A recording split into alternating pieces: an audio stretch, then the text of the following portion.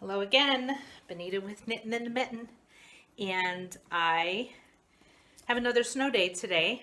So I have not been at work since last Thursday, and today's Friday. So between the snow and the cold and the icy roads, they haven't let us go to work. And Monday's the day. We gotta go in on Monday. This is getting ridiculous. So I love snow days, but I gotta get back to work. I really do have a job. Maybe sometime I will tell you about that job, but it does exist and I need to go. At this point, with all these snow days, I'm just making up stuff to do because I did everything on my to-do list, even the things I've been putting off for a really long time, like touching up the paint in my new addition.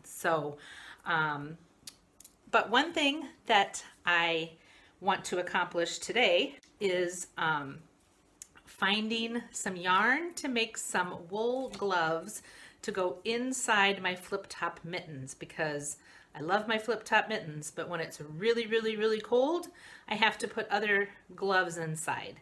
And wool is the best in terms of warmth. Even if they get wet, they're still warm. So this is the yarn I found lying around my house in my stash, as knitters call it. And it's Knit Picks Stroll, so I am not sponsored by Knit Picks in any way. I think there's plenty of yarn here to make a set of gloves, and they're kind of crazy colors, and they might clash with my flip top mittens, but it's what I have here, and I think it'll be fun to see what these colors do. One thing you need to know if you want to knit is that it's important to knit a gauge swatch, which means you pick your yarn, you pick your needles according to the yarn, and then you knit a sample in the stitch that the pattern calls for. And it should be at least 5 inches by 5 inches. Here's the thing, I never knit a gauge swatch. It's important to do because if your gauge is off, your item will be way too big or way too small. And but then you have to rip out what you knit, and who wants to do that? So I just prefer to make an educated guess. So I am just going to get started, and if I have to rip it out, I have to rip it out. But if I don't, then I've already started a glove. So let's see what happens. I'm also knitting this adorable little baby dress, which as the baby grows, it can be a tunic or a shirt. And my coworker said her daughter still wears hers, and that was a few years ago when I gave it to her. So that motivated me to get the yarn out that I had to make another one. And I really like this color yarn. I have to figure out what else to do with it because it is gorgeous. So I'm moving right along. I knit the body of it, so it's knit from the bottom up, and then you knit tiny little sleeves separately, and then you attach them in a clever little way. So this different color yarn will get taken out once the hole under the sleeves is sewed up. So right now I'm at the top doing this welted leaf pattern again at the top. So once it's all done, maybe I'll show it to you. But I'm super happy with the color, and I don't know what baby is going to get it yet, but there will be a baby somewhere from someone, and they will get a dress. So thanks for watching.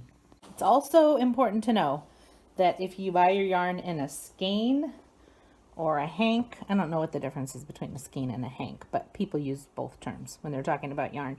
If it comes like this, you got to roll it into a ball. Wind it into a ball.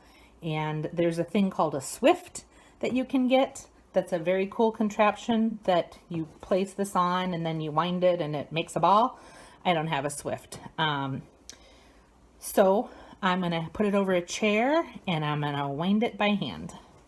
If you want to be able to pull the string out of the center of your ball of yarn when you're all done, which makes it a whole lot easier, because otherwise if you pull it from the outside, it's rolling all around. So you just wrap it around your hand a little bit, and then you hold that inside your hand like this, and then you start wrapping around your hand with this thumb holding the yarn in the middle, and you just keep wrapping all kind of different directions to make a ball. It's starting to look like a ball of yarn. Here's the ball of yarn, and here's the string coming out of the middle, so that when I knit, I can just pull it from there, and it's magnificent. So here's another tip for you. When you're casting on, it says we're going to cast on 52, and it says we're going to do it over 4 needles. I'm probably going to do it over 3. We'll see how that works out. So I'm using double pointed needles. See, point on each end. The first time I tried to use double pointed needles to make socks, I thought it was just not going to work out because there's so many needles involved, but you're really only ever knitting on 2 needles at a time. So if you think of it that way, it's workable. And now I don't mind knitting on double pointed needles.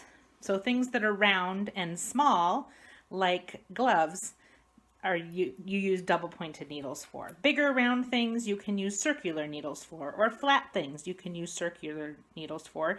You just don't connect them in the round. But I'm using double pointed needles. I need to cast on 52, and the trick I want to show you is that so that your cast on or your first row isn't super tight, you just hold 2 needles together and you cast on to both of those needles. Do it over 2 needles, and then when you're done, you just slip one out and your stitches will be loose. Also, when you're casting on to double pointed needles, you're going to cast all of them onto 1 needle and then move them over, because if you try to cast them onto all your needles, that's a nightmare and not advisable. The other thing I like to do when I'm knitting in the round is to, for the first stitch, I like to knit the first stitch with the tail and the working yarn, just to kind of tighten it up a little bit.